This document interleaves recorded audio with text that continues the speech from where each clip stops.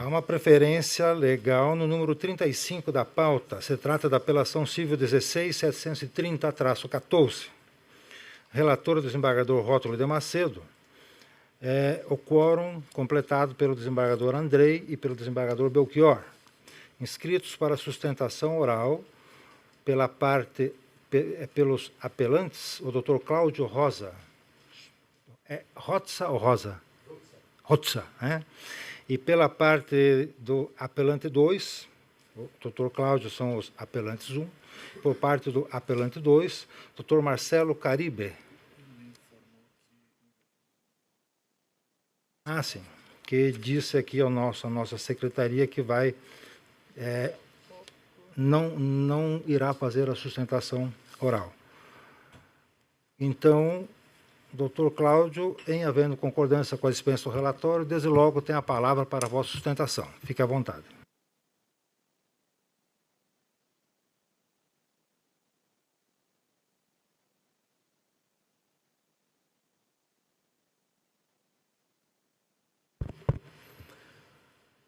Boa tarde, Igreja e a Câmara, Vossa Excelência, senhor presidente, Vossa Excelência, desembargadores, senhores advogados. Nós estamos aqui em defesa e apelando em nome, por exemplo, do casal Edwin Vasquez. Nasceu no Panamá, professor de música na Universidade Federal. E estamos tentando, depois de tantos ruídos começados em 2010, retornar à harmonia e ao equilíbrio novamente. Ocorre que, passando no concurso e vindo a Curitiba, foi à busca de um imóvel. Assinou um compromisso de compra e venda deste imóvel, lhe deu o sinal de R$10.000. Acontece que o prazo dado e assinado é em um mês para obter o financiamento, um mês para usar o fundo de garantia, um mês. Passou um mês, inclusive a imobiliária, que também assinou como testemunha deste compromisso de compra e venda, indicou um despachante para que cumprisse estas missões, que não foi aceito porque o preço foi muito elevado, R$13.000 em 2010. Depois disseram que aí teria ITBI, teria outras coisas aí, mas não aceitaram. Esse sinal de negócio, ele pediu, olha, eu sou funcionário público, recebo só no último dia do mês. No dia 11, assinaram o compromisso, no dia 26 ele substituiu o cheque e no mesmo dia 26 ele foi depositado. Até hoje, ele está muito irritado com essa circunstância porque não esperaram até a próxima segunda-feira para o depósito do cheque. E chegou, então, o dia que ele tinha que apresentar fundo de garantia, financiamento, não cumpriu o prazo. No dia 18, ele fez uma notificação extrajudicial dizendo que não cumpriu o prazo. E também não foi cumprido pela parte dos promitentes vendedores, porque depositaram o cheque antes do compromisso verbal que havia. E a sistemática do financiamento não se resolve em um mês. Porque ele não aceitou também o despachante.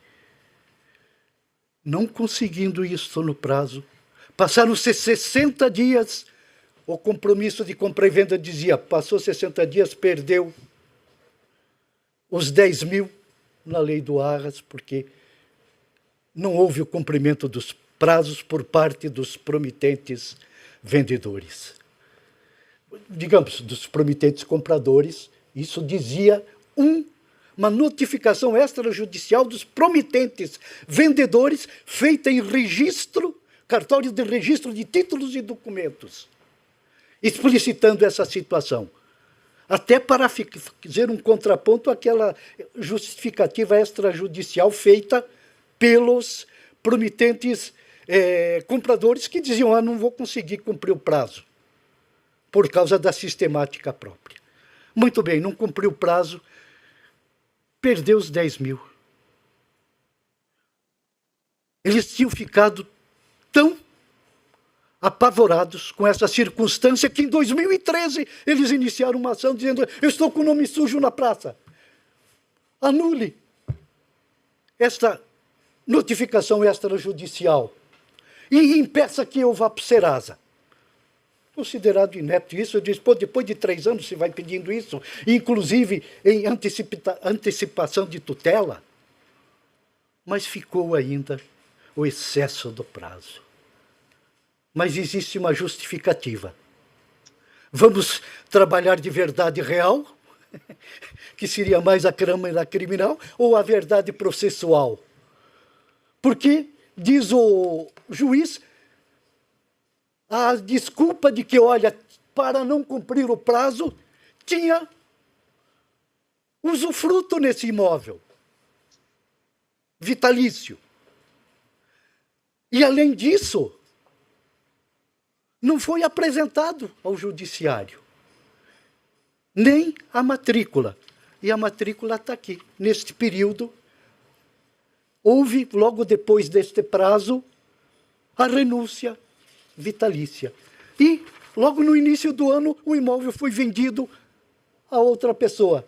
Não por 240, que é dito o valor da causa, nem com o financiamento tal que daria uns 280, foi perdido por 350 mil reais esse imóvel para outras pessoas. Está na matrícula. Mas não foi apresentada no processo. Verdade processual que tratamos ou verdade real? Mas não podemos confundir essas verdades com uma verdade ficcional, com uma ficção da realidade, com uma invenção da realidade. Havia justificativa para não cumprimento do prazo. E a culpa não foi dos promitentes compradores. Porque, além disso, você vai fazer um contrato, você vai ao cartório, eles vão examinar. Me traga a certidão negativa. Havia certidão positiva de um dos promitentes vendedores contra um dos promitentes vendedores, que até o patrocinador da causa, que ele, volta e meia, entrava no processo para saber como é que o andamento do processo. Ele fez a contestação da maioria dos promitentes vendedores, e ele mesmo só foi citado 10 anos depois, por isso que o processo demorou tanto também, para fazer a sua contestação. Então, a verdade processual, porque não havia contraditório. Mas como não havia contraditório? Se todos estavam sabendo, e o promitente comprador é que veio a saber desta situação no decorrer do processo e provocou o excesso do prazo, pelo qual ele perdeu. E é isso que se discute nesse processo, o sinal do negócio de 10 mil reais. Ora, a sucumbência deste processo, do qual eles foram perdedores, o juiz disse que era do valor da causa. Os advogados iniciais que abandonaram a causa, renunciaram ao mandato, e nós, por ele ser um amigo do meu amigo, a gente está fazendo aqui o esforço para que todos compreendamos o que existiu de fato naquele período e que fez com que ele perdesse a causa. O imóvel já estava sendo vendido. O valor da causa não é o valor do imóvel. O imóvel já tinha sido vendido, ninguém mais está trabalhando. O artigo 85, parágrafo 2º do Código de Processo Civil diz lá: a sucumbência se retrata ao valor econômico, ao proveito econômico da ação. Então, mesmo que seja perdedor, o professor de música, com seus vencimentos da Universidade Federal, de um processo que vem lá de 2013 e diz o valor da causa 240 mil, está todo mundo aí, os advogados, tanto da imobiliária quanto dos promitentes vendedores, querendo esse botim da guerra, querendo se assenhorear, fazer a pilhagem destes honorários inventados, fictícios, sobre o valor da causa, que não é o proveito econômico é de 10 mil. Não sei se me fiz compreender, senhores, mas encerro aqui a minha sustentação oral, pedindo que a justiça seja feita para haver novamente a harmonia a esse professor de música da Universidade Federal. Muito obrigado pela atenção. Muito obrigado, doutor Cláudio. Parabéns pela ênfase e pela clareza de sua sustentação oral. Não havendo contraparte para a sustentação, passo a palavra ao desembargador Rótulo de Macedo, relator. Obrigado, senhor presidente. Cumprimento o nobre advogado pela sustentação oral. E vou memoriais ao gabinete. Farei leitura da emenda autoexplicativa. Recurso de apelação civil, nominada ação... É o 35, né, senhor presidente? Sim. É, isso mesmo. Recurso de apelação civil, nominada ação de ressarcimento de valores, acumulado indenização por danos morais, instrumento particular de promessa de compra e venda de imóvel urbano, sentença de procedência dos pedidos iniciais, recurso aviado pelos autores e pelos advogados que patrocinam a defesa dos interesses da parte dos réus. Recurso 1. Autores. Pretensão de reforma de sentença para que sejam julgados procedentes pedidos iniciais. Desacolhimento. Aplicabilidade do tema 1306 do colendo STJ.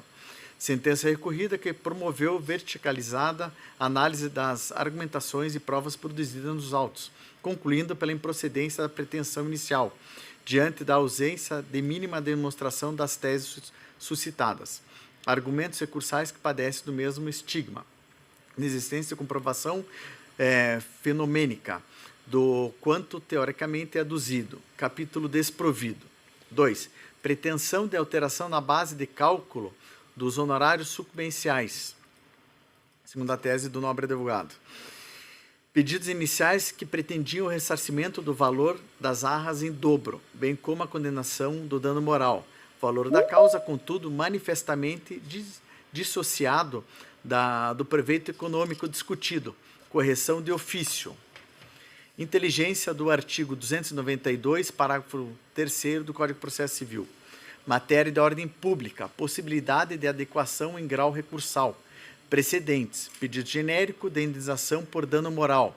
Ausência de quantificação e de autonomia econômica relevante, impossibilidade de utilização do pleito indenizatório extrapatrimonial como expediente para inflação artificial do valor da causa, fixação dos honorários sucumbenciais, observância da ordem de vocação prevista no artigo 85, parágrafo 2º do Código de Processo Civil, inaplicabilidade do critério equitativo, parágrafo 8º. Honorários recursais, descabimento, recurso parcialmente provido por fundamentação diversa. Recurso 2, advogados que patrocinam a defesa dos interessantes da parte ré, multiplicidade de réus que se tornam vencedores, sentença que determina 50% da verba para os patronos de uma ré e 50% para o patrônio das demais.